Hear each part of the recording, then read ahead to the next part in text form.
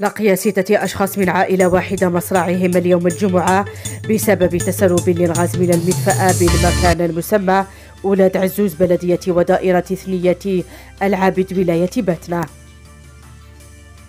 وحسب بيان حماية المدنية فإن الضحايا هم الأب والأم و4 من أولادهم من عائلة عزوزي التي تنحدر من ولاية بتنا، أين تم نقلهم إلى مصلحة حفظ الجثث بالمستشفى المحلي. وتتواجد عناصر الحماية المدنية في عين المكان رفقة مصالح الأمن للقيام بالإجراءات الضرورية. فاللهم اغفر لهم وارحمهم واسكنهم فسيح جناتك وأهلهم جميل الصبر والسلوان. إن لله وإنا إليه راجعون.